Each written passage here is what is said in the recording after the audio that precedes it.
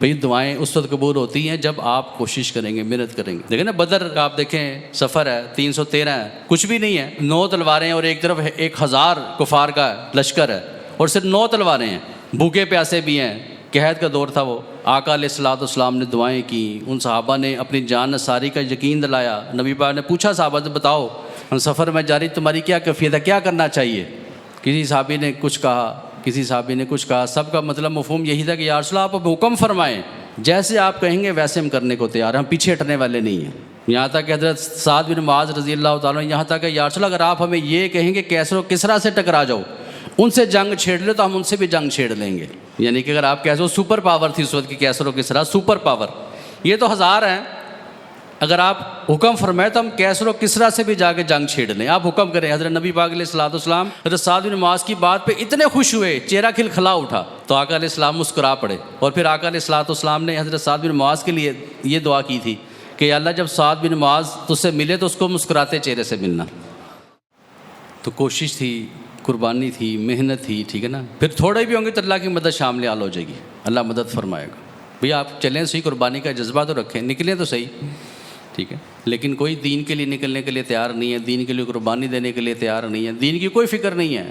ہماری نگاہ میں آج دین بے وقت ہو گیا. چند کوڑیوں کے عوض ہم اپنے دین کا سودا کر بیٹھتے ہیں، اپنے ایمان کا سودا کرتے ہیں چند ٹکوں کی خاطر. اور ایمان ہماری نگاہ میں اتنا سستا ہو گیا، اتنا فضول ہو گیا، اتنا ہلکا ہو گیا کہ چند ٹکوں کی خاطر اپنے ایمان کا سودا کرتے ہیں. اکثر لوگوں نے کاروبار میں اپنے دکانوں کے نام دیکھے کیا رکھے ہوتے ہیں، ماشاء اللہ کریانہ اسٹور، بسم اللہ ڈپارٹمنٹل اسٹور، اللہ سبزی والا، فلانے دیکھیں آپ جتنے بھی آپ ادھر دیکھیں گے آپ کو بڑے نام ایسے نظر آئیں گے. یعنی نام یہ لکھے ہیں ماشاء اللہ کریانہ، محمدی اسٹور، فلانا اسٹور، مکی اسٹور، مدنی اسٹور، ایسے نام رکھے ہوئے. لیکن اذان ہوتی ہے کہ مجال ہے کیونکہ وہ اس کو چھوڑ کر جائے، اس کا ذہن میں ہوتا ہے چھوڑ کے جاؤں گا میرے کاروبار میں کمی نہ آ جائے، یار میرا گاہک نہ کوئی چلا جائے، رزق میں کمی نہ آ جائے، یا میں جاؤں تو کوئی پیچھے میرا مال دکان کھول کے جاؤں، بند کروں گا، نہیں بند کروں گا تو میرا مال ہی نہ کوئی چوری کر لے. نبی پاک کے ناموں پہ، اللہ کے ناموں پہ ہم جناب علی کاروبار کر رہے ہیں، لیکن اللہ کے لیے وقت نہیں ہے ہمارے پاس، نماز کے لیے وقت نہیں ہے، دین کے لیے وقت نہیں ہے. آپ دیکھیں نا اکثر آپ دیکھتے ہوں گے آپ کا کوئی رشتہ دار اگر باہر سے ہوا ہے نا، کسی بھی ملک سے باہر سے ہو کر آتا ہے، دیکھیں وہ آ کے آپ کو کیا باتیں آپ کے ساتھ کرتا ہے. کبھی غور کیا آپ نے؟ وہ یہ کہے گا یار کون سی صفت ہے جو ان کے اندر نہیں ہے یار. اگر وہ کلمہ پڑھ لیں بہترین مسلمان ہے، یہ کمی کہ وہ مسلمان نہیں ہے، کلمہ نہیں پڑھا، باقی کہتے ہیں ہر خوبی ان کے اندر ہے یار. یعنی کہ اس کو اچھا لگتا ہے اس معاشرے میں جا کے رہنا. کہ پیر بھائی ایسے بھی جاپان سے ہو کر آئے، آ کے بتاتے ہیں، کہتے 30 سال ہو گئے وہاں پہ چوری نہیں ہوئی، کسی کا قتل نہیں ہوا، 30 سال سے ریکارڈ ہے، کوئی بھوکا وہاں پر سویا نہیں. کہتے ہیں لاکھوں روپے آپ کا سڑک پہ گر جائے تو وہاں کوئی اٹھائے گا کوئی نہیں. 5 سال تک شروع میں بچے کو صرف اخلاق کی ٹریننگ دی جاتی ہے، یعنی اخلاقیات سکھائے جاتے ہیں ان بچوں کو. ہمارے تو یہاں پتہ نہیں کیا کہ تعلیمی نظام یہ عجیب سا ہی ہے، فضول سا ہے، نہ ٹیچر کو پتہ ہے، نہ بچے کو پتہ ہے، نہ ماں باپ کو پتہ بھی کیا پڑھ رہے ہیں اور کیا اس تعلیم کا فائدہ. کہتے ہیں ان کے اخلاق کا یہ معیار ہے، اگر کسی کا ذرا تک یہ کندھا بھی لگ جائے گا تو اس کو فوراً معذرت کرے گا. عزت ہے، رسپیکٹ ہے ایک دوسرے کی، اتحاد ہے، اتفاق ہے، کیئرنگ ہے، ایک دوسرے کا خیال رکھنے والے ہیں، احساس کرنے والے ہیں. اور یہاں تک وہاں پر کوئی آفات آ جاتی ہے، جیسے زلزلے آتے ہیں اکثر، کہتے ہیں وہاں پہ کیمپوں میں چیزیں رکھی جاتی ہیں یا سڑکوں پہ ایک جگہ بنائی ہے خاص، وہاں پہ چیزیں رکھ دی جاتی ہیں ان کی امداد کے لیے. کہتا ہے کہ ہے کوئی ضرورت سے زیادہ اپنے گھر لے جائے، جس کو جتنی ضرورت ہوتی ہے نا، جتنی کسی کو ضرورت ہے وہ سامان سے اٹھائے گا، وہاں سے ضرورت کا سامان لے گا اور گھر چلا جائے گا. وہ یہ نہیں کہے گا اچھا بھی پورا ڈیپ فریزر پڑا ہے یا پورا جناب نے یہاں پہ راشن بوریاں پڑی ہیں ساری میں اٹھا کے گھر لے، نہیں، اخلاقیات میں اتنے آ گئے. حالانکہ وہی ساری چیزیں جو ہمارے دین کے اندر ہیں، یہ سب چیزیں ہماری ہیں نا، لیکن ہماری ساری اچھی چیزیں جو قرآن مجید ہے، جو حدیث میں سب سے اعلیٰ جو چیزیں ہیں، انہوں نے ہماری اچھی چیزیں اڈاپٹ کر لی ہیں، اس میں عمل کرنا شروع کر دیا، اور ہم ان کی برے کاموں میں ان کی پیروی شروع کر دی. ہر چیز کا نظم و ضبط ہے، قانون کی پاسداری ہے. کہتے ہیں وہ پیر بتا رہے، کہتے ہیں کمپنی تھی اس کی 5 منٹ لیٹ ہوئی ٹرین، کہتے ہیں حکومت تھی نا کمپنی وہی بند کر دی، اتنی وقت پہ بندی ہے. یعنی باتیں ہم سنتے ہیں ہمیں لگتا ہے کہ یار یہ کیسی باتیں بتا رہے جو کہ ایک اسلامی معاشرے میں ہونی چاہیے باتیں. ہمارا تو الٹا صاحب ہے، یہاں تو رات ہوتی ہے تو جناب ہم باہر نکلتے ہیں، ہم تر و تازہ ہوتے ہیں اور سارا دن سوتے ہیں. کاروبار پہ کبھی 2 بجے گئے، کبھی 3 بجے گئے، 12 بجے گئے جناب. حالانکہ صبح ہی اللہ کہتا ہے نا برکت صبح کے وقت میں ہوتی ہے، خیر و برکت صبح کے وقت میں ہوتی ہے. رات سونے کے لیے بنائی ہے، آرام کے لیے بنائی ہے، وہ سارے اصول انہوں نے اپنا لیے ہیں. اب مثال ایک جنرل اسٹور ہے، ہمارے عزیز یہ بتا رہے تھے، کہتے ہیں جنرل اسٹور ہے، کہتے ہیں وہ میں نے کھولنا ہی کھولنا ٹائم پر. مثال ہے کسی شخص سے دفتر پہنچنا ہے، اس کو پتا ہے کہ میرے 5 منٹ یا 10 منٹ میں وہ جنرل اسٹور میں جاتے لگیں گے، وہاں سے میں نے سودا لینا ہے، جو چیز لینی ہے، پھر میں نے آگے کام پہ جانا. اگر وہ دیکھے گا جنرل اسٹور بند ہے، وہ جو اس کے 5-10 منٹ جو ضائع ہوئے ہیں نا وہ فوراً شکایت کر دے گا میرے ضائع ہو گئے, میں نے وہ 15 منٹ میں نے کھانا کھانا تھا یا جو بھی میں نے چیز لینی تھی وہ میں نہیں لے سکا, میں نے دفتر پہنچنا تھا, آگے اسٹور ہی بند تھا تو میرا تو وقت اس نے ضائع کیا. گورنمنٹ وہ دکان ہی سیل کر دے گی, تو نے یہ لیٹ کیوں کھولی, 10 منٹ تو نے لیٹ دکان کی کھولی. اس کی وجہ اتنے لوگوں کو پریشانی ہوئی ہے کہ جو لوگوں نے تیرے پاس آنا تھا, سودا لینا تھا, وہ نہ لے سکے, ان کا وقت برباد ہوا, ٹائم برباد ہوا. اتنا یعنی کہتے ہیں وہ معاشرہ ایسا معاشرہ کہ بندہ کہتا ہے بس یہ کلمہ پڑھ لے تو بہترین مسلمان ہے. کوئی تو ایسے اندر خوبیاں ہیں نا جو اتنی قومیں اتنی ترقی کر گئی ہیں. وہ ترقی کیسے کی ہے انہوں نے؟ وہ علم کے ذریعے علم حاصل کیا. آپ دیکھ لیں علم کے میدان میں یہود و نصارہ آگے, بلکہ آتا ہے کہ یہودی تو سب سے دنیا کے اندر ٹاپ پر ہیں. ان کی یونیورسٹیز, ان کا نظام تعلیم, چاہے وہ سائنس ہو, کیمسٹری ہو, بیالوجی ہو, میتھس ہو, بزنس ہو, کوئی بھی ساری دنیا پر سمجھو کہ 70% جو ہے دنیا کی دولت جو ہے وہ یہودیوں کے پاس ہے. اور یہ وہ قوم تھی, ان کا یہ حال تھا کہ جرمنی میں بیکاریوں کی طرح زندگی گزارتی تھی. حقارت لوگ ان کو دیکھتے تھے, یعنی بیکاریوں والی زندگی نہیں گزاری. یورپ سے ان کو نکالا گیا اور 60 لاکھ یا 70 لاکھ یا 80 لاکھ کے قریب پوری دنیا کے اندر یہودی ہیں. اور رقبہ ان کا کتنا ان کے پاس ہے, جتنا شاید یہ پنڈی اور اسلام آباد اکٹھا کیا جائے اتنا شاید ان کے پاس رقبہ ہوگا. اور پوری دنیا ان کے سمجھو گود میں بیٹھی ہے, پوری دنیا کو وہ نچا رہے ہیں اپنے اشاروں پہ. 70% دولت ہے وہ یہودیوں کے پاس. تعداد میں بھی تھوڑے ہیں, علاقہ بھی نہیں ہے, لیکن یہ علم کے اندر اتنا وہ آگے ترقی کر گئے ہیں. وہ کوئی بھی ٹیکنالوجی, انفارمیشن ٹیکنالوجی ہے, جتنے بھی برانڈ آپ کو نظر کامیاب آئیں گے وہ سارے یہودیوں کے ہیں. وہ تو وہاں پہ بیٹھے پوری دنیا کے اندر حکومت کر رہے ہیں. یعنی کتنے ملکوں پر اثر انداز ہیں وہ, بلکہ اکثر فیصلے عالمی سطح پر ہونے والے یہودیوں کے منشا کے مطابق ہوتے ہیں. پوری دنیا کو اس وقت اپنے کنٹرول میں کیا ہوا ہے. اچھی جو بھی چیزیں دیکھ لیں, برانڈ دیکھ لیں, فوڈ آئٹمس دیکھ لیں, میڈیسن دیکھ لیں, سافٹ ویئر دیکھ لیں, انفارمیشن ٹیکنالوجی دیکھ لیں, اور 200 سے زیادہ نوبل پرائز یہودیوں کے پاس مختلف مضامین. آج تک 2 یا 3 صرف مسلمانوں کے حصے میں آئے ہیں. وہ کیا کرتے ہیں, شروع سے ہی محنت کرتے ہیں. آپ کبھی ان کی زندگی دیکھیں نا, طرز زندگی دیکھیں, آپ کو حیرانی ہوگی. آپ یہاں تک دیکھ لیں, اندازہ کر سکتے ہیں کہ وہاں پہ سگریٹ پینا منع ہے, اور پوری دنیا میں سب سے زیادہ سگریٹ جو یہودیوں کا چلتے ہیں, برانڈ جو ہیں, اربوں خربوں ڈالر صرف وہ سگریٹ سے کما رہا ہے. ان کے اندر یہ برائیاں نہیں ہیں جو ہمارے اندر ہیں, وہ برائیوں نے لوگوں کو دی ہیں کہ لوگوں کو فتنے میں مبتلا کیا, بے حیائی کے فتنے میں مبتلا کیا, برائی کی طرف لگا دیا.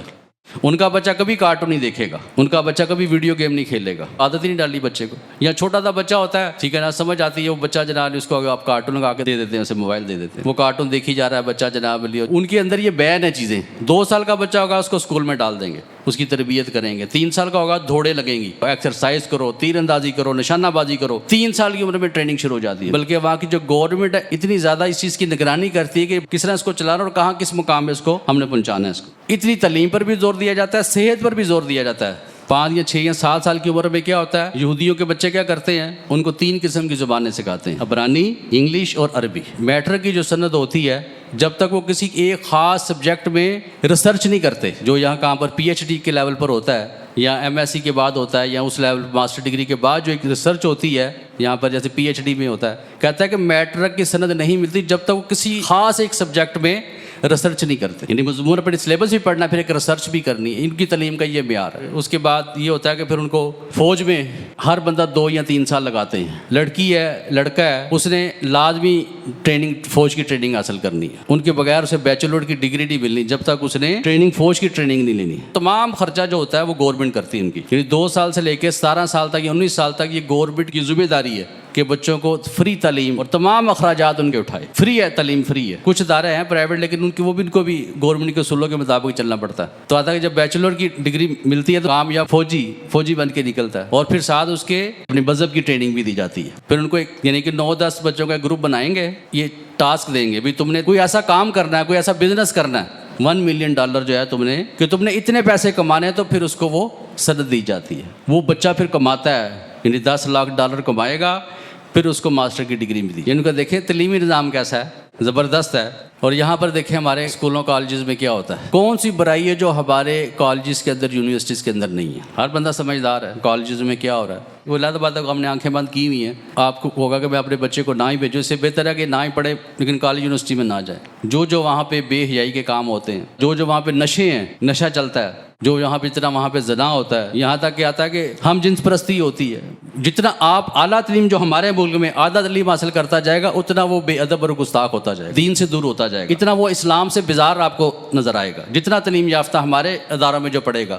کیونکہ سارا نظام ہی یہود و نصارہ کا ہے. انہوں نے سلیبس دیے ہوئے ہیں, انہیں کی کتابیں پڑھائی جاتی ہیں, انہیں کے ہیروز جو ہیں انہوں نے جو اپنے ان کے قوم کے ہیں وہی یہاں پہ ان کو پڑھایا جاتا ہے, انہیں کی کتابیں پڑھائی جاتی ہیں, انہیں کی منشا کے مطابق جہاں پہ وہ جو سلیبس بنتے ہیں. نہ بچوں کو پتہ پتہ ہوتا ہے بلکہ ٹیچر کو نہیں پتہ ہم بچوں کو پڑھا کے رہے ہیں، کیوں پڑھا رہے ہیں، کس مقصد کے لیے پڑھا رہے ہیں، نہ بچوں کو پتہ ہے، نہ ماں باپ کو پتہ ہے، نہ استاد کو پتہ، کہ سمجھ نہیں آتی کہ بچے نے کرنا کیا ہے۔ کہتے ہیں ساؤتھ افریقہ کی نا یونیورسٹی میں ایک تحریر لکھی ہوئی ہے، کہتے ہیں کہ کسی بھی قوم کو تباہ و برباد کرنے کے لیے بڑے بڑے میزائلوں کی ضرورت نہیں ہے، ایٹم بم کی ضرورت نہیں ہے، ان کا نظام تعلیم تباہ و برباد کر دو، طلبہ طالبات کو آپس میں نقل کرنے کی اجازت دے دو۔ نظام تعلیم ٹھیک نہیں ہوگا، پھر آپس میں نقل کریں گے، پھر جو بھی اس نظام تعلیم سے ڈاکٹر بن کے نکلے گا وہ لوگوں کی جانیں لے گا، اس کے ہاتھ سے لوگوں کی جانیں جائیں گی، کوئی انجینئر بن کے نکلے گا تو عمارتیں بلڈنگیں گریں گی، اور ان کے جو بھی وہاں سے جو بھی نکلے گا معیشت دان نکلیں گے، وہ ملک کی اکانومی جو وہ تباہ و برباد ہو جائے گی، بال و دولت ضائع ہو جائے گا، پیسہ ضائع ہو جائے گا جو وہاں سے معیشت دن بن کے نکلے گا، اور اگر وہاں سے کوئی مذہبی رہنما نکلے گا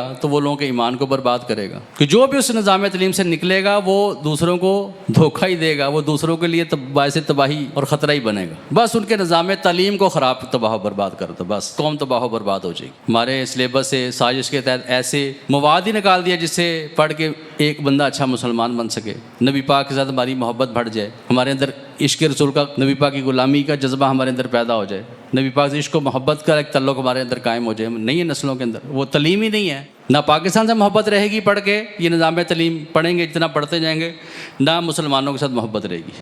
تو تعلیم کی وجہ سے وہ آگے نا، آج علم کی وجہ سے آگے، ٹیکنالوجی میں آگے چلے گئے، ہر چیز میں آگے چلے گئے، کہتا ہے کہ 70% دنیا کی دولت یہودیوں کے ہاتھ میں، اور مسلمان دیکھیں قرضے پہ قرضے، مقروض، ہر بچہ مقروض ہے، یہاں پہ ہر بچہ مقروض ہے، سود میں پھنسا ہوا ہے۔ پوری دنیا کے اندر یہودی سود کا کاروبار کرتے ہیں، پوری دنیا کے اندر اس دلدل میں پھنسایا ہوا یہودیوں نے، لیکن مجال ہے کسی اپنے اسرائیلی بھائی کو، یہودی کو کبھی وہ سود پہ قرضہ دے، کوئی سود نہیں ہے، سود معاف ہے، بلکہ وہاں کمیونٹی سینٹر ایسے بنائے ہوئے ہیں، نیو یارک کے اندر کہتے ہیں ان کا ہیڈ ہے، جیوش کمیونٹی سینٹر ہے، وہاں پہ صرف یہی کام ہوتا ہے کہ کوئی یہودی چلا جائے، میرے پاس فلاں پلان ہے، میرے پاس فلاں کاروبار کا پلان ہے، میں یا فلاں میرے پاس کوئی ایسے، میرے پاس کوئی چیز ہے، میں کام کرنا چاہتا ہوں، وہ آپ کو پیسہ دے گی، بلا سود کے پیسہ دے گی، ہاں بالفرض اگر کل کو نہیں بھی مثال ہے وہ کام چلتا، معافی ہوگی۔ اور آتا ہے کہ بڑی بڑی ملٹی نیشنل کمپنیاں صرف وہ ان کی صرف ایڈ سے، گورنمنٹ کی ایڈ سے ان کو اتنی بڑی کمپنیوں کو عروج حاصل ہوگی، پوری دنیا پہ چھا گئی، گورنمنٹ کے لیے، اپنی عوام کے لیے بلا سود قرضے ہیں، کوئی سود نہیں ہے، کوئی یہودی کو سود نہیں دیتا، لیکن پوری دنیا کو سود میں پھنسایا ہوا، دلدل میں پھنسایا ہوا۔ آپس میں ان کا اتحاد ہے، اتفاق ہے،